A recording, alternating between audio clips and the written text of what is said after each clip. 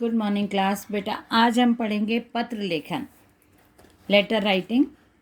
तो सबसे पहले पत्र लेखन का महत्व यहाँ पे बताया है। मतलब जैसे लिखित अभिव्यक्ति की जितनी भी विधाएं उनमें पत्रों का विशेष स्थान है। और ये पहले पत्र तो बहुत ही ज़्यादा इम्पोर्टेंट होते थे। आप लोगों को भी पता है कि बहुत सालों पहले जब कोई मोबाइल वगैरह ऐसा कम्युनिकेशन का सोर्स नहीं था तो पत्रों द्वारा ही समाचार आदान प्रदान किए जाते थे। तो बस पत्र लेखन एक कला है। और पत्र लेखन की कुछ विशेषताएं यहाँ पे कि सरलता होना चाहिए, स्पष्टता होना चाहिए, जो भी आप लिख रहे हो वो क्लियर होना चाहिए। प्रभावोत्पादकता मतलब पत्र में जो भी आप लिख रहे हो वो सामने वाले को समझ में आना चाहिए। मतलब आपका जो लेखन है उसका प्रभाव पड़ना चाहिए, इतना अच्छा लिखना है आपको। और संक्षिप्तता, बहुत लंबा चौड़ा न लिखे, जो ज़रूरी है वो बातें लिखना, टू द पॉइंट लिखना। मौलिकता मतलब सब वही वही रिपीटेड नहीं होना चाहिए, नया होना चाहिए, कुछ मौलिक होना चाहिए, कुछ अपनी तरफ से लिखा हुआ होना चाहिए। पूर्णता, पत्र कभी भी पूर्ण करना है, आप पूर्ण पत्र नहीं लिखना है। उद्देश्यतापूर्ण, जिस कारण के लिए या जिस उद्देश्य से आप पत्र लिख रहे हो वो आपके पत्र में क्लियर हो जाना चाहिए कि आपने बहुत बड़ा पत्र लिखा और किस वजह से आप पत्र लिख रहे हैं वही क्लियर नहीं हो रहा है पत्र में, तो पत्र लिखने का कोई भी फायदा नहीं है। अब पत्र के प्रकार हैं अनौपचारिक पत्र और औपचारिक पत्र। हम अनौपचारिक पत्र को कैसे समझते हैं? जिन लोगों के साथ व्यक्ति को व्यक्तिगत संबंध होते हैं उन लोगों को अनौपचारिक पत्र लिखे जाते हैं। हमारा आपस में जो संबंध है कि जैसे हम व्यक्तिगत संबंध हमारे किससे होते हैं? हमारे रिश्तेदारों से होते हैं, हमारे मित्रों से होते हैं, हमारे जो आपस के जो रिश्ते हम खुद बनाते हैं वो व्यक्तिगत रिश्ते हमारे होते हैं। तो उसमें अनौपचारिक पत्र लिखे जाते हैं जिसमें आप अपनी भावनाएं, सुख दुख और निमंत्रण, आमंत्रण, इस प्रकार का जो भावनाएं व्यक्त करते हैं उन पत्रों को अनौपचारिक पत्र कहा जाता है। औपचारिक पत्र मतलब, अनौपचारिक मतलब इंग्लिश में है इनफॉर्मल और औपचारिक पत्र फॉर्मल। इन पत्रों का संबंध औपचारिक संदर्भ से होता है। ये पत्र उन लोगों के लिए लिखे जाते हैं जिनके साथ व्यक्ति का निजी संबंध नहीं होता। यदि हमको कोई व्यवहार करना है, बिजनेस करना है, कोई कमर्शियल हमारा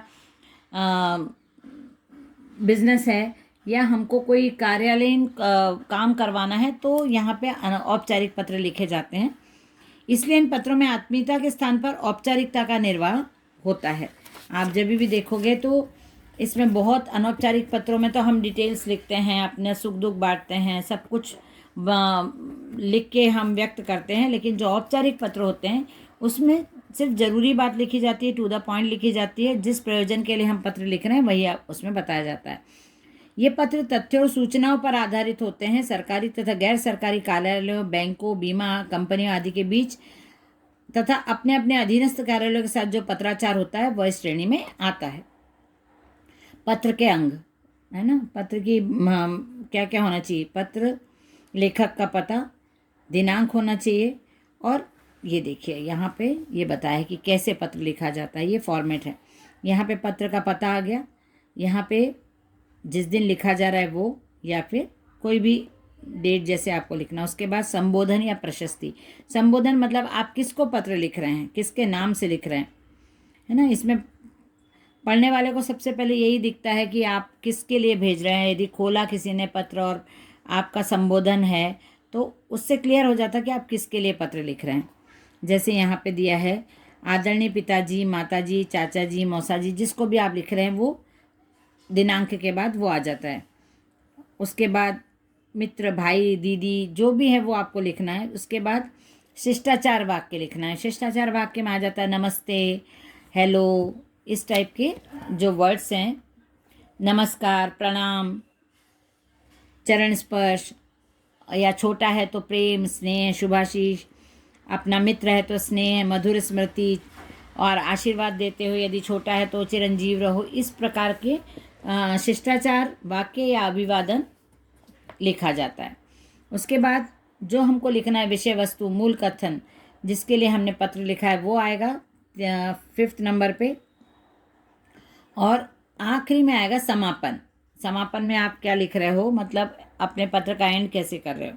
ये और 7वें नंबर पे आता है लेखक का नाम सबसे नीचे। ये अनौपचारिक पत्र का फॉर्मेट है। यहाँ पे एड्रेस आ जाता है सबसे पहले। ये फॉर्मेट ऐसे बनाया उन्होंने, पूरा स्क्वायर है ये।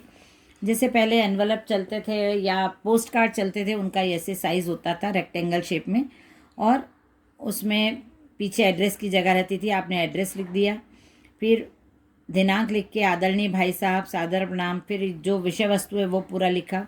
उसके बाद मतलब समाप्ति के समय ये लिखते हैं जिसको हम पत्र लिख रहे हैं, उनके जो बच्चे हैं या उनके घर में कोई बड़े बुजुर्ग हैं या छोटे हैं, तो उनको संबोधित करते हुए अभिवादन करना है।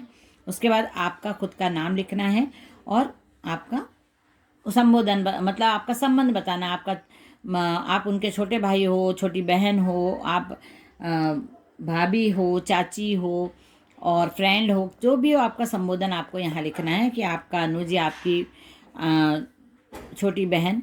तो ये आपका संबोधन हो जाएगा। पत्र का आरंभ और समापन करने के बाद ये ऐसे ही ये रहता है फॉर्मेट। यहाँ पे बताया उन्होंने कि आप कैसे संबोधन कर सकते हो। संबंध मतलब छोटे बड़े, छोटा भाई छोटी बहन है, पोता पोती हैं, नाती नातिन है, पुत्र पुत्री हैं।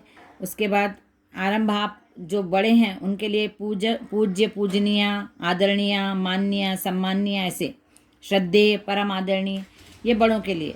और शिष्टाचार उनके लिए आता है बड़ों के लिए, सादर चरण स्पर्श, सादर प्रणाम, चरण वंदना, अभिवादन, नमस्कार, ऐसे आपको उनका शिष्टाचार वाक्यांश से स्टार्ट करना है। समापन में आएगा आपका आज्ञाकारी, आपका सेवक, आपका स्नेह पात्र, आपकी सेविका, आपका स्नेहाकांक्षी, है ना। और जब छोटे हैं तो उनके लिए आदरणीय, मतलब छोटों के लिए नमस्कार, और मित्र हैं तो मधुर स्मृति, स्नेह, तुम्हारा नाम, तुम्हारा अपना, तुम्हारा अभिन्न मित्र, तुम्हारा ही शुभाकांक्षी, ये समापन में आता है। और अभिवादन वाक्यांश में आता है। अभिवादन में मित्रवर, प्रिय मित्र, बंधुवर, और जब उनको आपको मतलब संबोधन देना है तब आप मधुर स्मृति, स्नेह, सप्रेम नमस्ते, ये सब हम लिखते हैं। उसके बाद अपने से छोटों को जब आपको लिखना है तो उनका नाम आएगा, फिर प्रिय, परम प्रिय, उसके बाद सप्रेम स्नेह, स्नेह, और तुम्हारा शुभ चिंतक, तुम्हारा बड़ा भाई, तुम्हारा शुभाकांक्षी, ये सब इसमें आ जाता है। ये हमने फॉर्मेट देख लिया। अब अनौपचारिक पत्रों के प्रकार कितने होते हैं। अनौपचारिक पत्र में शुभकामना संदेश भी होता है, बधाई पत्र भी, निमंत्रण पत्र भी, थैंक यू लेटर होता है, एप्लीकेशन होती है, प्रार्थना पत्र होता है, अनुमति मतलब आप अनुमति मांगते हुए आपको परमिशन लेटर अपन लेते हैं ना किसी काम के करने से पहले, तो वो होता है। क्षमा याचना, सॉरी बोलना, आश्वासन देना, सहानुभूति देना, किसी की डेथ हो जाती तो आप सांत्वना व्यक्त करते हुए या प्रोत्साहन देते हुए, अप्रिशिएट करते हुए यदि आप लेटर लिखो। गुस्सा, नाराज़गी, खेद, सूचना देना, ये सब अनौपचारिक पत्र में आ जाता है। ये शुभकामना पत्र है, तो ये लिखने का तो हमने वो देख लिया।